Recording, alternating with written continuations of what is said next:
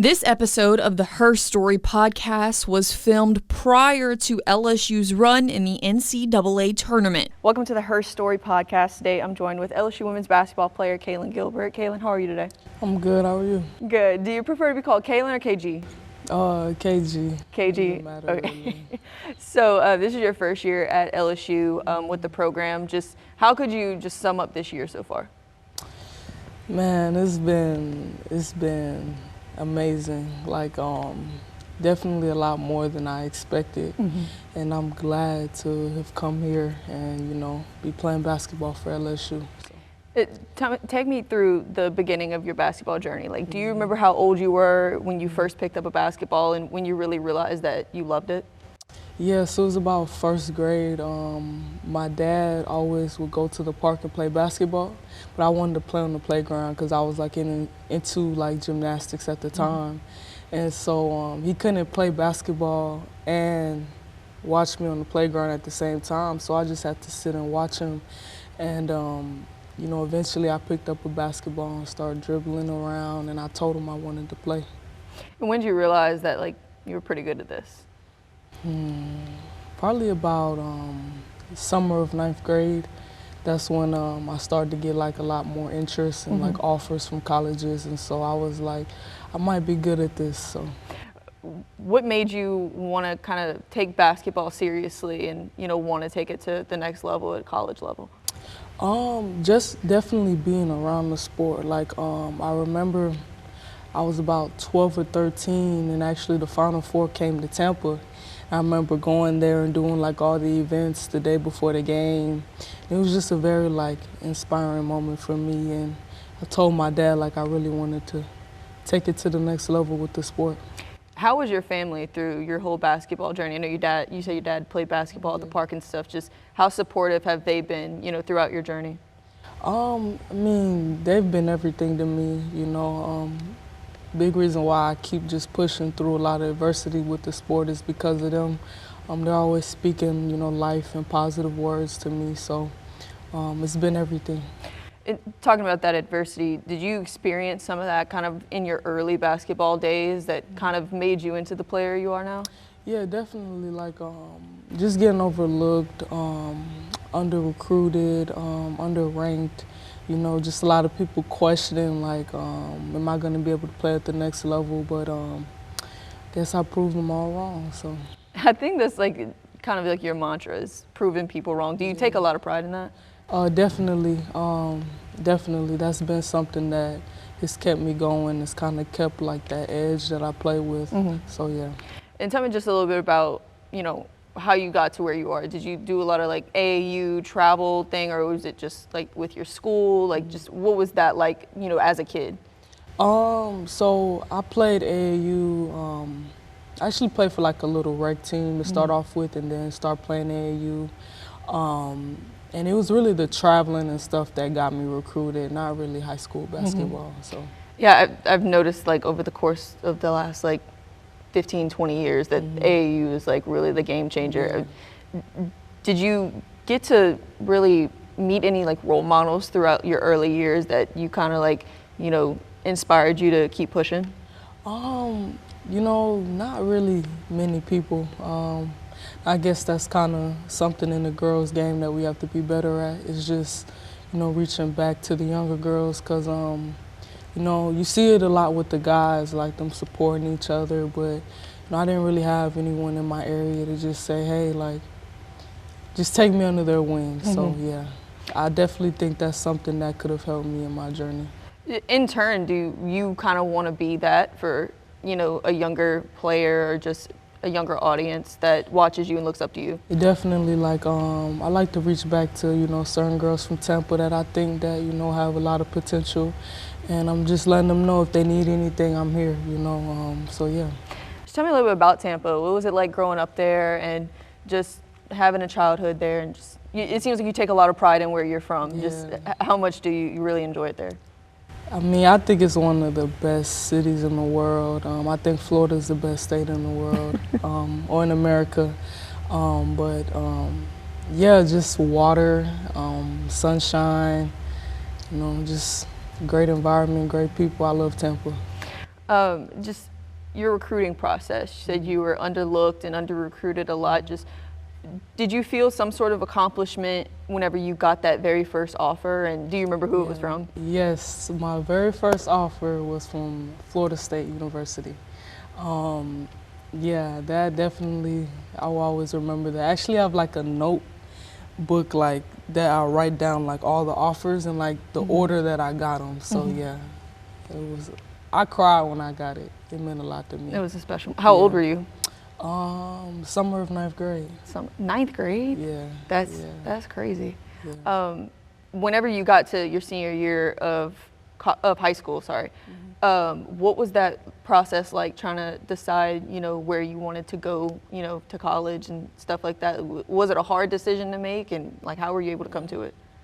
So, you know, I'm usually the type of person where like I just have to see a few things to know that, hey, like I want to play here. And there was a lot going on with COVID, and like people weren't like able to visit schools, and so I didn't take my visit to my first school, but just kind of seeing the playing style and, you know, a player there that came before me that I saw myself a lot in, that was kind of the biggest reason why I went to that school. What was your experience like at Arizona? I know there was, you know, ups and downs, like there is at any program. Just what did you take away from that? How did, you know, that experience there help you become a better person and a better player? You know what, I always say that everything happens for a reason, and, you know, I'm blessed to, you know, have had the opportunity to play there, because, you know, I did meet a lot of good people, and, you know, I learned a lot of things about myself and people and the game of basketball. So, yeah, I'm really blessed for that opportunity. Playing in, you know, the Pac-12 and then coming to the SEC, do you see like just the difference in, you know, the type of game that's played or just the people you play against? Like, what is that difference like? Definitely a lot more physical in SEC. Like, I think the Pac-12 a little bit soft. You know, kind of more of a finesse game. Yeah. You know, nothing wrong with that at all. But yeah, SEC is definitely more like just, yeah. With Arizona, whenever you left the team and you decided to go into the transfer portal, just where were you at that point in your life, just seeking a new opportunity and, you know, wanted to branch out and go somewhere else? Yeah, you know, it was a very low moment in my life. It's about this time last year that I was in that predicament. But yeah, I didn't know where I was gonna end up playing. I don't like change. I like to know what I'm gonna get every single day. And so just kind of walking into the unknown was kind of just scary. But, you know, just talking to my family and those friends that I did get at Arizona, you know, they really helped shed light on the situation. And when you were in the portal, I've heard you talk about it before, that there was some negative talk about you in the portal from other people. Just where were you seeing that at? And what do you remember people saying about you?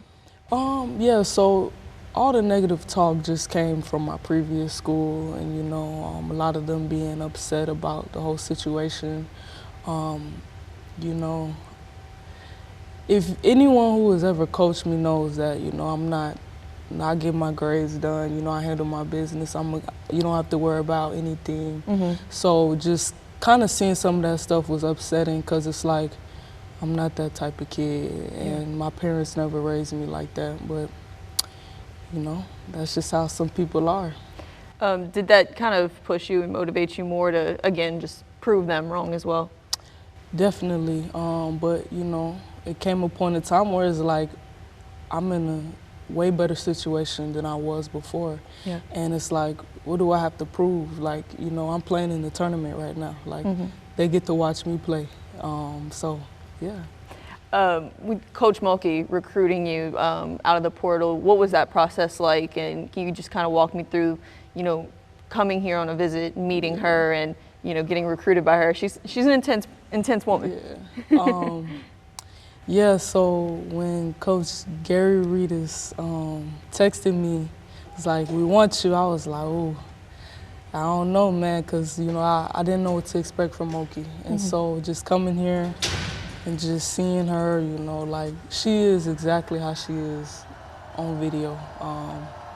Very cutthroat, and it's just gonna tell you how it is. And you know, I really respect that, and a lot of people don't respect that, and that's why I had my previous situation. Yeah, I feel like a lot of people in like our generation, like Gen Z, are kind of soft on their feelings. Definitely. Like they don't want people to be hard on them and tell them like it is. Like, but like, how are you expecting to get any better if you don't have that? Exactly. Like, how has she helped you, you know, become tougher, become better as a player, as a person, just being under her, you know, for the last season? I've never been coached like that in my life, like someone that is just always demanding more out of you. Like, I've never been coached like that. And so, you know, at first it was very tough because, you know, I'm not used to that. But just over time, just understanding Mulkey and just I have to suck it up. And so, yeah, definitely. I remember her saying whenever you were being recruited that she told you, like, you're good, but you got to learn how to play defense. Yeah. Was that kind of something that you've heard before from just other coaches, or maybe some negative talk that, you know, you couldn't play defense, and then you come back and, you know, being able to play defense this year? Yeah, a lot of coaches said that, so yeah. How did she and the rest of the coaching staff kind of help you turn that corner of, you know, being able to play better as defensively? Just always in my ear, like every time we're scrimmaging in practice, they're saying, pick it up, we need more from you. And like, to me, I'm thinking like, I'm doing enough, like. It's never enough. And then, but from their perspective, it's like, you can do so much more. And so just listening to that and just applying that. The girls that were already here on the team, whenever you showed up, how did they embrace you and kind of welcome you into the program? Yeah, they were pretty cool. You know, it wasn't actually that many people here. I think it was like 3-4 people. Yeah. Did you come over the summer? Yeah, I did come over. So yeah, a lot of people were gone, but the people that were here were really cool and welcoming. So. What did you make of LSU, you know, whenever you officially moved down here and, you know, saw the campus? I know you guys probably went to a football game or two. Yeah. Just what did you make of just the whole culture over here? Man, y'all really have like Southern hospitality, like good food, just good vibes. Like, it's something like being from the South that like I kind of miss going out west to Arizona. But yeah, I love it here. Like, I eat good all the time. Like, I saw recently y'all had a team crawfish bowl, and Jada was teaching how to peel some crawfish. What did you make of that? Seafood is not my cup of tea because it's like you have to work so much for like no food at all. Like, I just want to eat my food and just. I can down 5 pounds of crawfish in 30 minutes and like pizza. That's crazy. I thought it was so funny seeing Jada because she's from Lafayette and has such a thick Lafayette like Cajun accent, and then she's teaching you how to peel crawfish. I thought that was hilarious. Did you like it though? Like the taste of it? Was it just not your vibe? It was all right. It was just not enough food for me. Like, That's fair. I like to eat. So. That's fair. Just being in Louisiana and being, you know, closer to home than you were when you were on the West Coast, does that, you know, kind of ease your mind, ease your heart, knowing that your family isn't as far away? Yeah, because they've been able to come visit me a lot more recently. Some like at Arizona, they'll come like once, maybe twice a year, and so that was kind of sad, but you know, I see them pretty often now, so I love that. What's your family like whenever they're, you know, in the stands for a game? Are they like you, like very calm and chill? Or are they like hooping and hollering, jumping up and down? I would say it depends on like the game. My mom is quiet no matter if it's going good or bad. My dad, you know, when he's really into it, it's a good game. You know, he's real loud. Like my uncle, my other uncle, like they're just crazy all the time. So you kind of get your demeanor from your mom. Yeah, definitely. Just the magic moments that you've had this season. You've had some game winners, some buzzer beaters. Like there's some games you guys would not have won if you wouldn't have came through at that last minute. When you guys were in the Bahamas against Tennessee, just what was going through your mind in those kind of moments when that happened? I think the biggest thing is just keeping like a clear mind through like the storm. Because like that Tennessee game, it was a lot going on. Like we had a lead, we lost it. And so it was just a lot going on. Like the game was away, coach was mad, just a lot of stuff. But just kind of just breathing and just kind of just taking one step, one dribble at a time was the biggest thing that helped me through those tough moments. And I think back to the Tennessee game, both of them, you had that whole period in between both Tennessee games where you weren't scoring in double figures and stuff. And then when Tennessee came here, you kind of shook back, found your shot or whatever. Just, I know you were in the press conference afterwards, but just how did you kind of get over that hump? I know Mulkey talks about there is no way to kind of fix it. You just got to keep shooting. Yeah, definitely. It's just kind of getting in the flow of the game, like just coming down the court, just feeling good with the ball. And so just doing that, getting it out of my head, I feel like that helped me a lot. And you guys have kind of just been on a roller coaster on the second half of SEC play. Just what's that been like, mentally and emotionally going through all the ups and downs? I could say, I think that, we need moments like what we just went through to get to where we want to be. Because, like nothing is perfect, but yeah, I definitely think it was a lot of things that we needed to work on as a team that kind of came to light against the ending part of the season. So, do you think this team this year is, maybe a little overlooked as far as just the talent and the ability to be able to go far in the tournament? Definitely, like all my teammates would say, like, Aaron, nobody wants us to win. I'm just like, whatever. But like, I was actually working out this morning and like I was listening to the TV in the background and I'm just like, they didn't mention LSU not one time. And that's not the first time I've seen that. And so to me, it's just like it's always something. Like, it's always something. So, does that kind of your mindset of proving people wrong kind of feed into the rest of the team, especially going into the NCAA tournament? Like, wanting to, prove people wrong that y'all can go far. Definitely. We have a lot of people on this team that have been overlooked. Nisa's been, kind of under. Many people didn't really talk about her. I think she should have been the player of the year.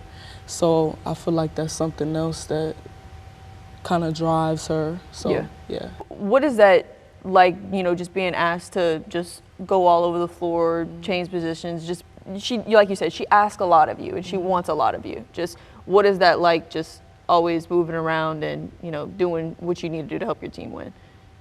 Mulkey always says ballers ball. So, if you could play basketball, you could play basketball. And I don't think it matters what position you are.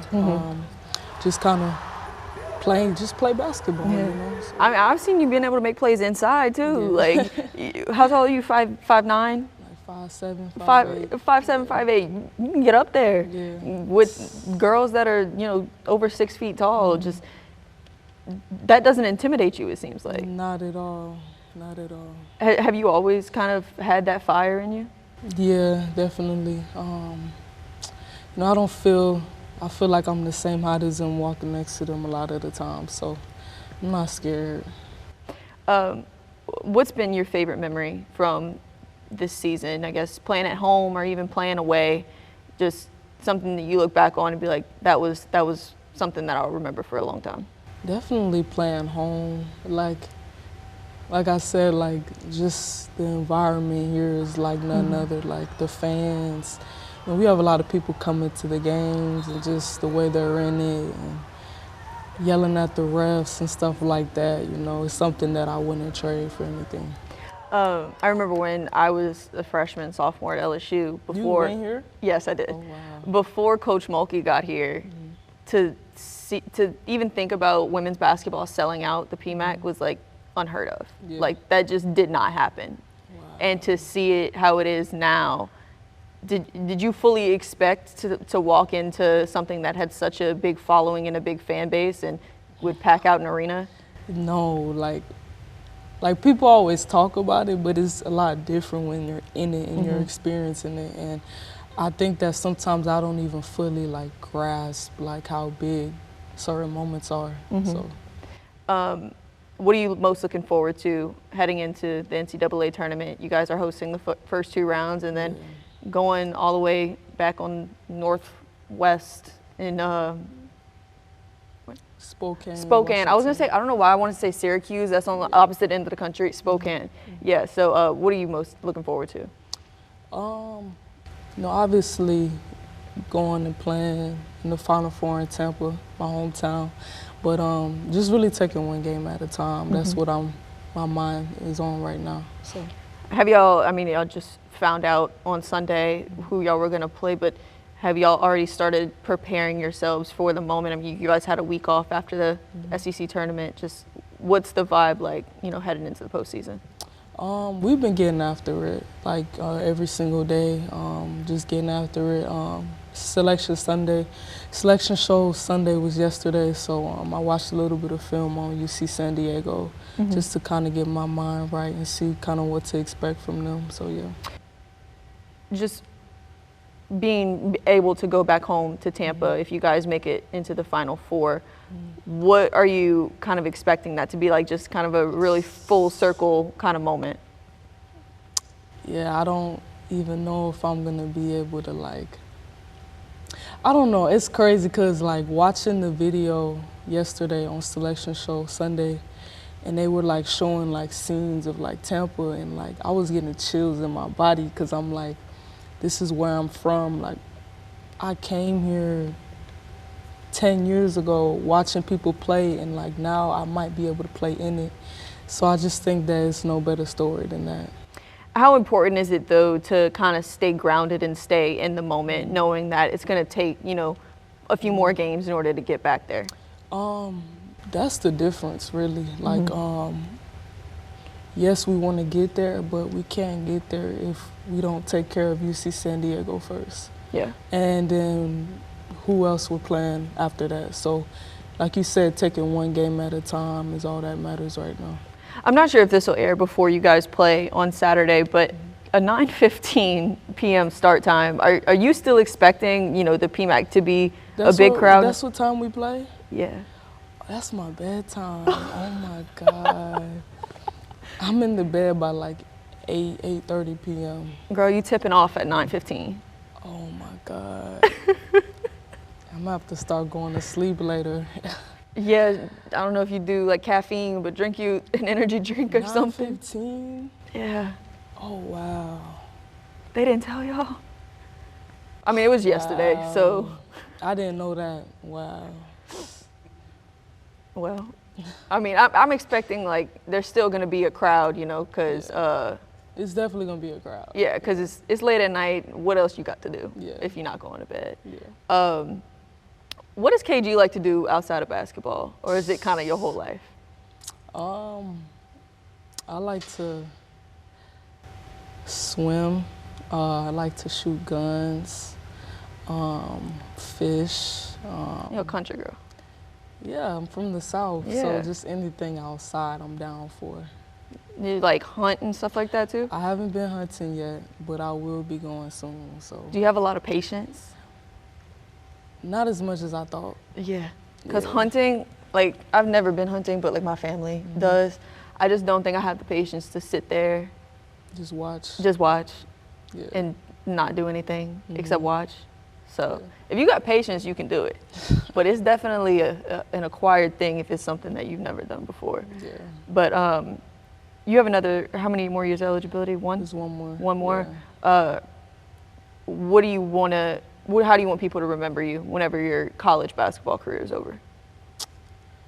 I just want people to know that, like, I've never been asked that before. But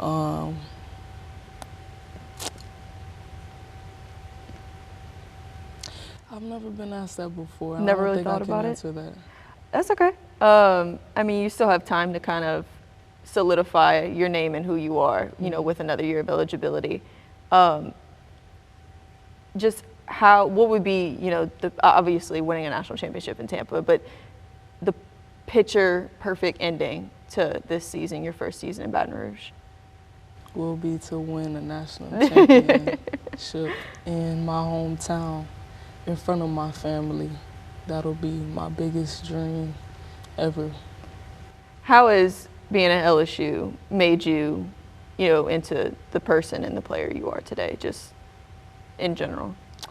LSU has really changed my life in a lot of ways. I definitely see why people say, like, come to LSU.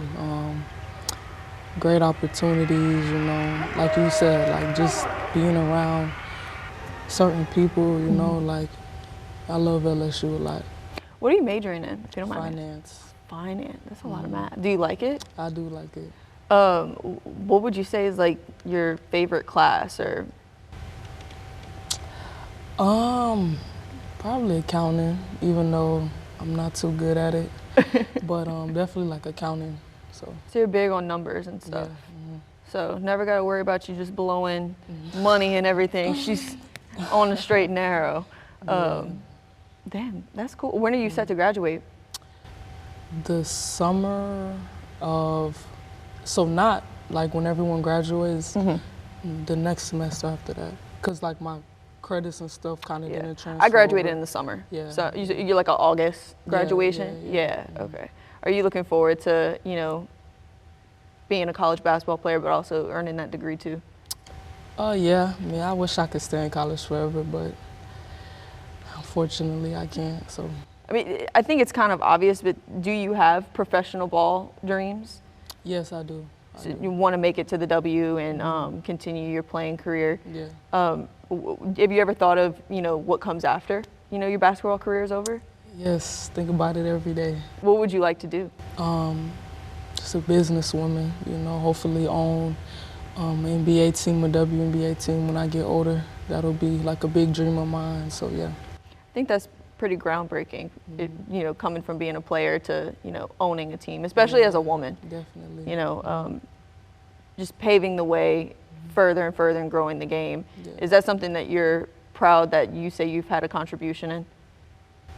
Yeah, I definitely want to be a part of it. And I think that we need more people that have been in the game and that have experienced it to, be in like these top positions, because, I feel like they really understand kind of what it took to get where they're at. So, yeah. With Simone Augustus coming here and being on the coaching staff, she played professional ball, Has she taught you a lot about just what that world's like? Yeah, definitely.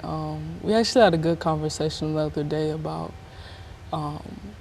just kind of what to expect when I play professionally. So, what areas do you think you want to improve on to feel like you're 100% ready to go to the W?